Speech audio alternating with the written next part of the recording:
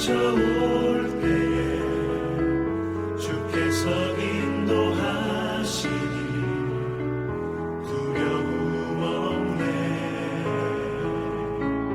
모두 감사해.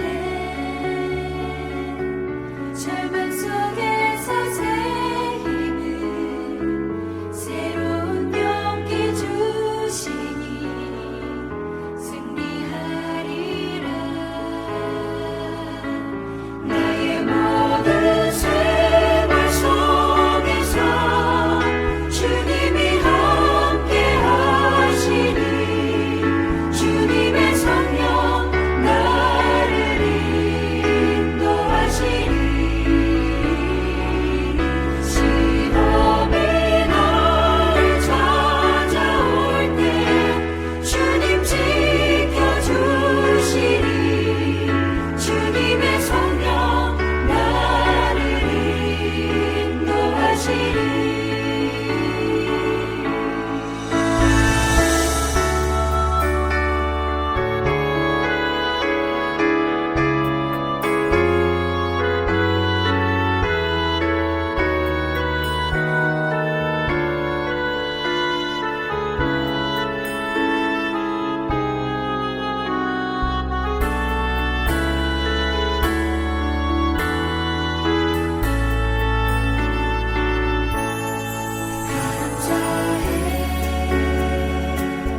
시험이 닥쳐올 때 주께서 인도하시니 두려움 없네. 모두 감사해. 절망 속에서 새 힘을 새로운 용기 주시니 승리하리라.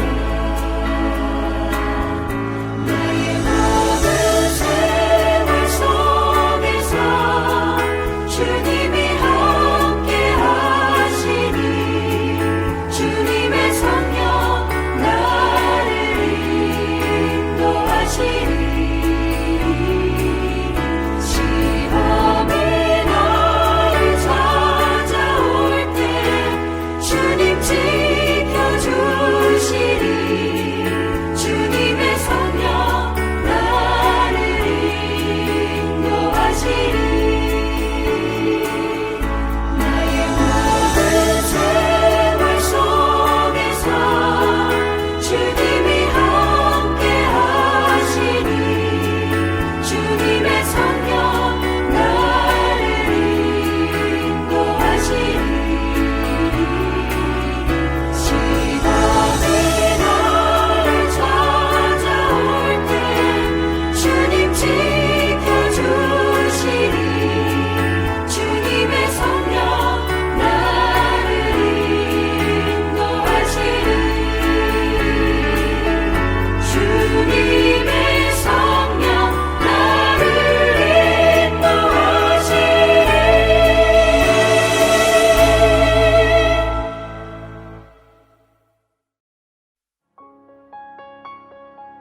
그런즉 내가 내 입을 금하지 아니하고 내 영혼의 아픔 때문에 말하며 내 마음의 괴로움 때문에 불평하리이다. 내가 바다니까 바다 괴물이니까 주께서 어째 나를 지키시나이까. 혹시 내가 말하기를 내 잠자리가 나를 위로하고 내 침상이 내 수심을 풀리라 할 때 주께서 꿈으로 나를 놀라게 하시고 환상으로 나를 두렵게 하시나이다. 이러므로 내 마음이 뼈를 깎는 고통을 겪느니 차라리 숨이 막히는 것과 죽는 것을 택하리이다. 내가 생명을 싫어하고 영원히 살기를 원하지 아니하오니 나를 놓으소서. 내 날은 헛것이니이다.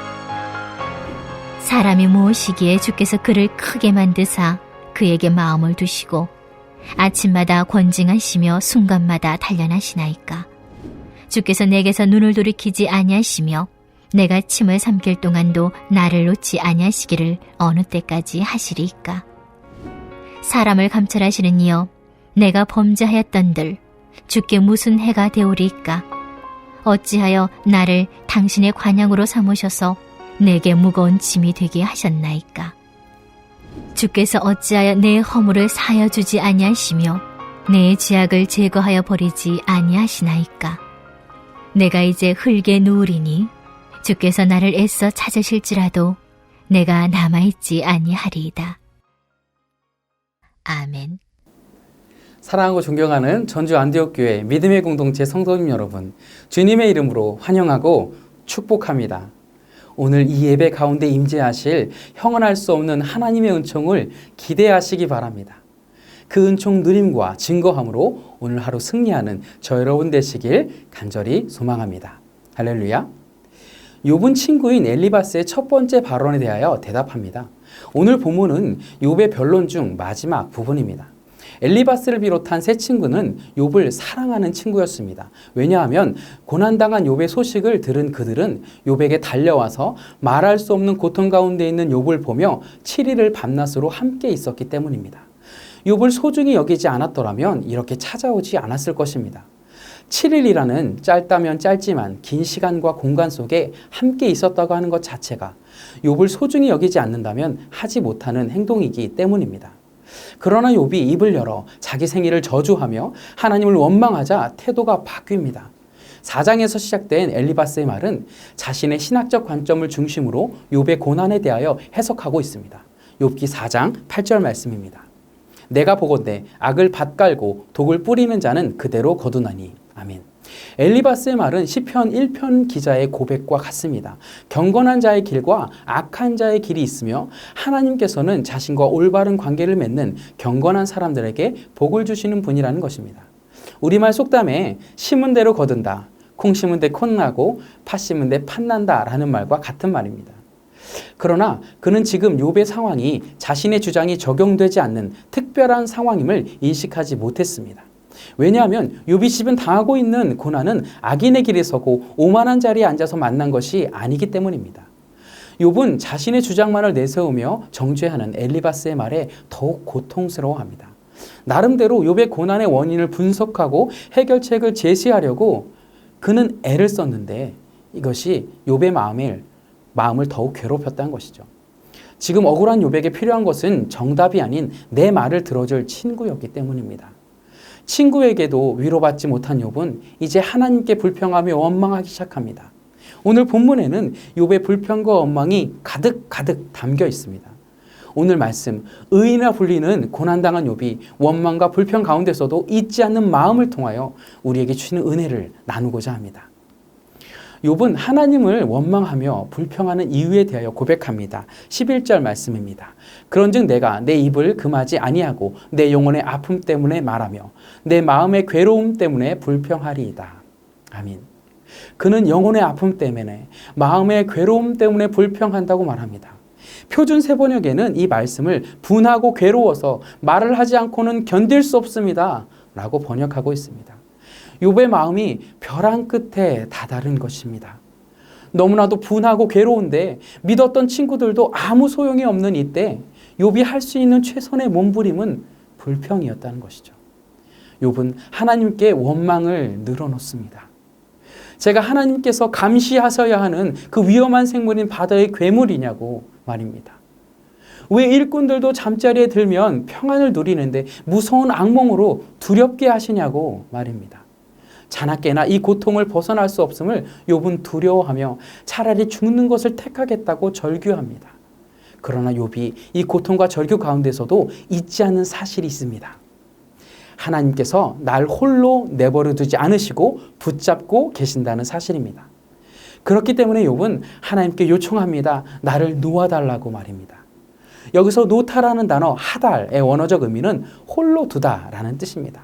곧 욥은 하나님께서 자신을 홀로 내버려 두실 것을 요청하는 것이죠. 이 요청을 반대로 생각해 보면 하나님께서 욥을 계속해서 붙들고 계신다는 뜻과 같죠. 욥은 그 사실을 계속 기억하고 있었다는 것입니다. 저 여러분은 어떠신가요? 말할 수 없는 고난 때문에 내가 어찌할 수 없는 상황 때문에 하나님께 원망과 불평을 늘어놓아 보신 경험이 있으신가요? 부족하고 연약한 저는 많습니다. 특히 이 새벽이 그러한 시간이기도 합니다. 놀라운 경험은 그렇게 하나님께 불평하고 원망했는데도 불구하고 하나님은 엘리바스처럼 네가 뿌린 대로 거둔 거야 라고 단 한 번도 제 마음 가운데 말씀하시지 않았다는 거예요. 오히려 그래 많이 힘들지 내가 잘한단다 라고 하시며 그 신 두 팔로 꼭 안아주시는 것을 경험했습니다. 여러분, 이 새벽이 저 여러분에게 그러한 시간이 되길 소망합니다. 다윗은 시편 62편 8절 가운데 권면합니다. 백성들아 시시로 그를 의지하고 그의 앞에 마음을 토하라. 하나님 우리의 피난처시로다. 아멘. 하나님만을 의지하며 시시로 곧 모든 시간과 상황을 하나님 앞에 쏟아 부으라는 것이죠. 사랑하는 여러분, 우리 하나님은 우리의 어떠한 상황과 고백에도 사랑하는 내 아이가 투정하는 말을 이쁘고 사랑스럽게 바라보고 또한 애타는 마음으로 그 상황을 안타깝게 바라보는 부모님처럼 들어주시고 감싸 안아주시는 하나님이신 줄 믿으시길 소망합니다. 또한 불평과 원망 가운데서도 기억하고 있었던 다른 사실이 있습니다. 욥은 나는 여전히 하나님 앞에서 고난을 만나고 있다는 사실을 기억하고 있었어요. 다른 말로 하면 모든 고난은 하나님의 섭리 안에 있다는 사실을 기억하고 있었다는 것입니다. 18절 말씀입니다. 아침마다 권징하심에 순간마다 단련하시나이까. 아멘. 욥은 왜 하나님께서 자신을 새벽마다 권징하시고 순간마다 단련하시냐고 원망합니다. 권징이라는 이 단어의 원어적 의미는 돌보다라는 뜻인데요. 즉 욥은 하나님께서 자신을 새벽마다 돌아보고 계셨다는 사실을 알고 있었다는 뜻이죠. 그리고 순간마다 자신을 단련하신 분이시라고 욥은 고백합니다. 이 단련이라는 단어는 검사하다라는 원어적 의미를 가지고 있어요. 그리고 욥은 하나님께서 자신을 돌아보시고 단련하시는 그 목적을 나중에야 깨닫게 됩니다. 돌아보시고 단련하시는 목적은 욥기 23장 10절 말씀과 같이 나를 단련하신 후에 정금같이 순금같이 순결하게 하나님 앞에 설 수 있도록 하기 위함이라는 것입니다. 이스라엘 사람들은 고난을 받을 때 사단이 나를 괴롭힌다 라고 말하지 않습니다. 아무리 사단이 날뛰어도 하나님께서 허락하시지 않는 한 일어나지 않는 것이기 때문이죠. 그래서 고난은 하나님 앞에서 받는 것으로 하나님께서 주시는 것으로 받아들입니다. 그래서 욥은 욥기 6장 4절에 고백한 것처럼 전능자의 화살이 내게 박힘에 나의 영이 그 독을 마셨나니 하나님의 두려움이 나를 엄습하여 치는구나. 아멘 라고 고백했어요. 고난받는 이유를 전능자의 화살이 내게 박혀서라고 하나님 앞에서 받는 것이라고 말씀하는 것이죠. 더 중요한 것은 하나님께서 무능하시기 때문이 아니라 내게 고난을 주시는 것이 아니라 하나님께서 지혜가 없으셔서도 아니라 하나님은 전능하신 분이기 때문에 하나님 앞에서 받는 고난이라는 것이에요. 즉 그 전능하신 분의 손 안에 있는 고난이다 라고 인정하는 것입니다. 여러분, 원하옵기는 우리도 욥과 같은 태도로 고난과 역경을 만날 수 있기를 소망합니다. 개인의 어떠한 고난도 작은 고난은 없습니다. 내가 보는 다른 사람이 겪고 있는 고난과 역경은 작게 느껴질 수 있어요. 하지만 기억하시기 바랍니다. 지금 내가 생각하는 그 작은 고통을 경험하고 있는 그 당사자에게는 이 세상 어떤 것보다도 중요하고 큰 고난과 역경이라는 사실을 말입니다. 여러분, 지금 감당하기 힘들고 벅찬 고난과 역경 가운데 계십니까? 괜찮습니다. 주님을 신뢰하는 저 여러분들을 하나님께서 홀로 내버려 두지 않으실 것이기 때문입니다. 내가 어쩔 수 없는 절망적인 상황과 낙심함이 몰려와서 하나님께 불평과 원망을 늘어놓고 계십니까? 괜찮습니다. 우리가 만나는 모든 고난과 역경은 하나님 앞에서 경험하는 것이기 때문입니다. 고난과 역경을 통하여 저 여러분을 순금같이 정결하게 하시고 하나님 앞에 서게 하실 것이기 때문입니다. 그러므로 나와 늘 함께 계시는 전능하신 하나님의 섭리를 신뢰하며 모든 고난과 역경 가운데서도 승리하는 저 여러분 되시길 소망합니다. 그렇다면 우리는 어떻게 나와 늘 함께 계시는 전능하신 하나님의 섭리를 신뢰하며 고난과 역경 가운데 승리할 수 있을까요? 저는 그 방법을 기도의 방법 중에 한 가지 가운데 발견하였습니다. 그것은 바로 중보기도의 그릇을 넓히며 하나님 앞에 나아가는 것입니다. 우리가 알다시피 욥은 결국 그 모든 고난을 이기고 회개함으로 승리하며 하나님을 귀로 듣는 것이 아닌 눈으로 보게 되죠. 그리고 여호와께서 욥에게 복을 주시는 이유에 대하여 고백합니다. 욥기 42장 10절 말씀입니다. 욥이 그의 친구들을 위하여 기도할 때 여호와께서 욥의 곤경을 돌이키시고 여호와께서 욥에게 이전의 모든 소요보다 갑절이나 주신지라. 아멘. 그의 친구들을 위하여 기도할 때 하나님께서 욥의 곤경을 돌이키셨습니다.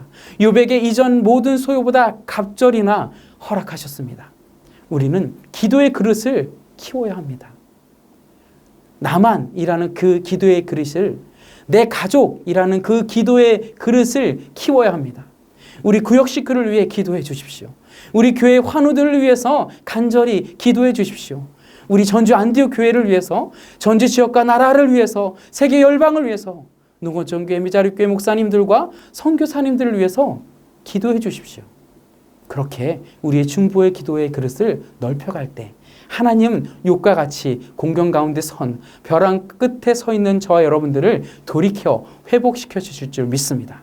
바라고 원하옵기는 하나님 앞에 만나는 모든 고난들을 중보기도로 돌파하며 그 모든 제목들이 믿음의 간증거리가, 신앙의 확증거리가 되어지시길 소망합니다. 하나님과 세상, 주님과 이웃들 가운데, 우리의 삶의 자리 가운데 주 예수님을 증거하는 저 여러분 되시길 간절히 소망합니다.